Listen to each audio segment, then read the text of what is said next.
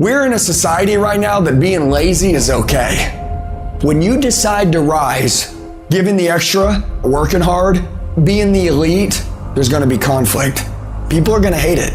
When you decide to go to the next level and everybody else is sitting on the bench, it pisses all the people off that ain't doing nothing with their life because they don't value their time, they're wasting it. Why can't you be satisfied? Why do you always gotta get things so perfect? Why you spend so much time here?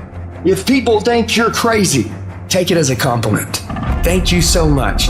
Same people, they don't change the world. If they do think you're crazy, and they do think you're unrealistic, and they do think you're nuts, that's a great thing, because that means that you're thinking far bigger than any of the people around you, and that is always a good thing if you follow it up with action. So when they say these things, use them to your advantage. Use them as a reinforcement of the fact that you are on the right path. And I know it doesn't feel that way all the time, but I promise you that's what it means. Accept the fact that you're going to be different. You're going to be criticized. You're going to have haters. But not only that, you're going to feel very alone oftentimes on the journey. And you're not going to feel like a lot of people understand you. And it's making a decision up front that I'm okay with not being like everyone else. I'm okay with not being part of the pack. That I want to be different. I want to stand out. People give themselves an excuse all the time when they say he's built different. Well, if you mean he gets up earlier, he stays later, he asks questions, he's humble, he works really hard when no one's around, then yeah, he's built different. You wake up earlier than people, you stay later than people, you ask questions, you stay humble, you work harder than anyone when no one's there. I guarantee someone that feels bad about themselves soon will label you as he's built different. He's built different should be your label because people feel bad about themselves. You are going to be called crazy. You're going to be called unrealistic.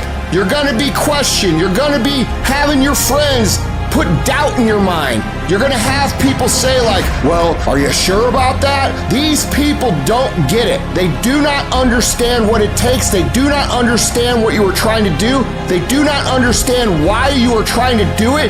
And for that reason, you have to ignore them. You have to learn to turn the volume down on these people by limiting your access to them and then also continuing to execute. So you do not hear the naysayers. You do not hear the hate. You do not hear the laughter. You do not hear the doubt. And you can focus on becoming exactly who you want to become. And eventually, when you've gone on and you've created everything that you want to create, you will not be able to hear these people laugh because they'll be in the same spot where you started and you will be 100 miles down the road. If you want to live a life that will go into the history books, you must have an absence of a off switch. Whoever can do it for the longest wins the biggest.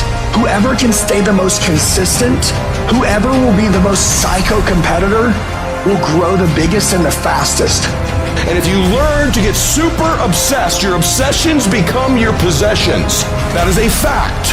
You draw into your life exactly what it is you think about. It's a physical reality that you attract to yourself what you think about. So the difference in our life is 9% of our thoughts. You've got to hone in and get aware of what you think about and then alter those 9% of the thoughts that are variable on a daily basis to serve you. That level of like, I must have this, until it is that, you need that, like you need oxygen, you won't get it. It is going to demand so much of you. You're going to fall so many times. There's going to be so many obstacles. And unless it must happen in your life, one of them will make you stop. You can't be for sale. If your will can be bought, you're just not going to get it.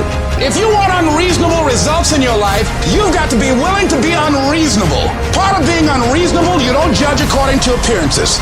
Part of being unreasonable, you can see it because you believe it. Part of being unreasonable, you must have the faith to call forth those things that be not. The transition is going to be hard. I'm not going to lie to you.